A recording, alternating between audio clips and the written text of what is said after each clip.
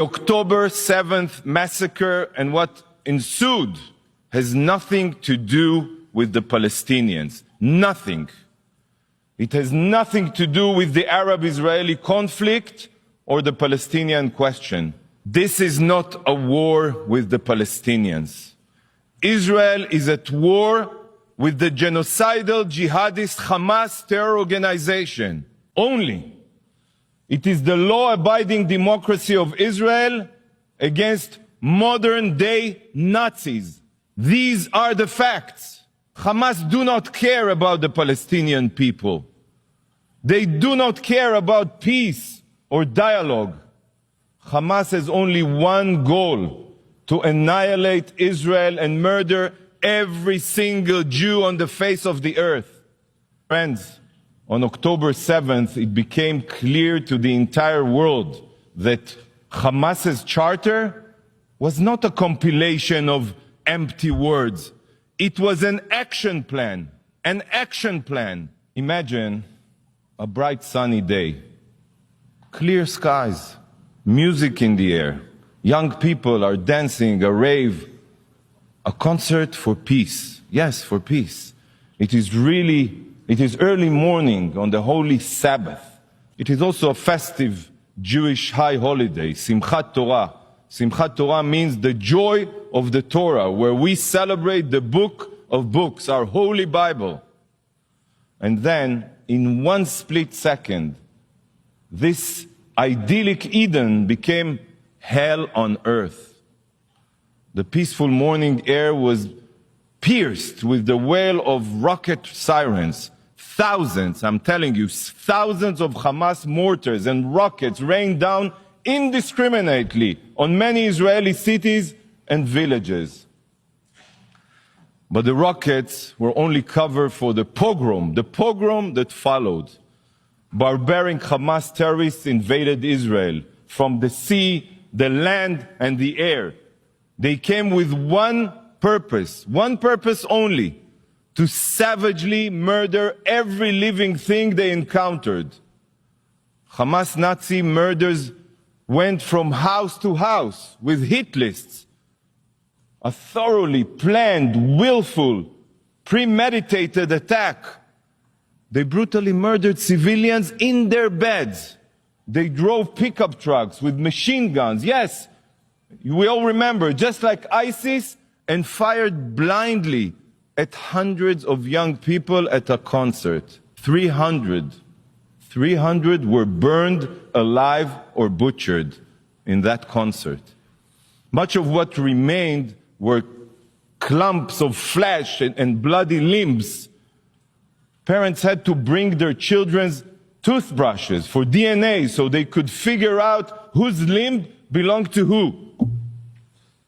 These Hamas monsters raped women and children, parading naked girls that they raped and bodies that they defiled through the streets of Gaza, while thousands, and I'm telling you, thousands, you can see the footage, jeered and cheered. The savages tortured small babies. Just like the Nazis, Hamas terrorists removed infants from their cribs. Yes, we have it on video. Swung them repeatedly against the ground until their skulls became a pulp. Children were murdered in front of their parents, and parents in front of their children. I've seen a video of a terrorist filmed by himself, who tossed a grenade into a bomb shelter with a father and his two young boys inside. The father was killed instantly, and the two boys ran out of the shelter screaming that their father is dead and that they want to be dead too. All this is occurring, believe it or not, as the monster who murdered their father calmly helps himself to the contents of the family's fridge. Yes, no horror movie compares to the pure brutality that Hamas carried out. No, none. Amit Man, a 22-year-old from Kibbutz Be'eri, and a paramedic for Magen David Adom, Israel's Red Cross. She dedicated her life, literally, and you will understand why, to saving others. When the Hamas monsters invaded the kibbutz, Amit ran to the clinic to treat as many wounded as she could. For hours, Amit worked non-stop trying to save lives. She knew the sadistic terrorists were outside her clinic because she heard the gunfire, but she stayed there. She was committed to saving lives, not running away. Finally, the terrorists burst into her clinic and put a bullet through her brain. She was a Magen David Adom paramedic, the Israeli Red Cross, in uniform. But that didn't stop these savages. Ambulances were set on fire. Not one, many. Dozens of Magen David Adom medical teams were intentionally targeted on their way to tend to the wounded. And many other paramedics were murdered.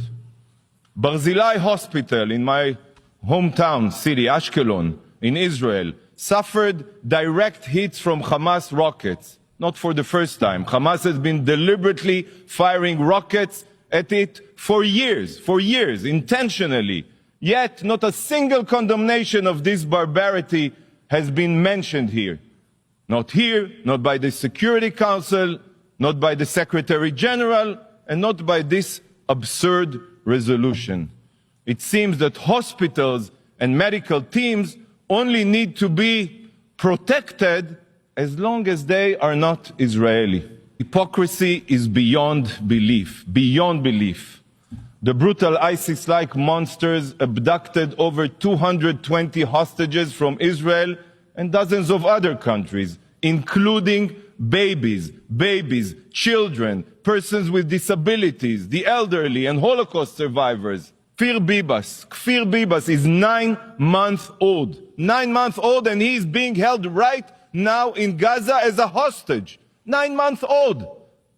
What barbaric terrorist can do such a thing? And together with him, 30 other children. 30 other children. We saw Hamas's brutality in Israel. I cannot begin to fathom what horrors the hostages are enduring right now, as we speak here. 20 days have gone by, and Israel is still counting her dead. It took weeks to collect all of the bodies. Some bodies are burnt like pieces of coal. It is almost impossible to identify them. Countless burned bodies have been found with ash in their throats, meaning they were still alive when lit on fire, intentionally, by the Hamas terrorists. A clump of charred human remains that was burned beyond recognition was found. At first, the medical personnel couldn't figure out what they were looking at. Yet, after a CT scan, it became clear that they were two spines, not one, two spines bound together with wire. One belonging to an adult, and the other, the small spine, of a child. So just try to imagine that parents feeling as they and their child were burning alive. The painful screaming of the love of their life was the last thing they heard. The last thing.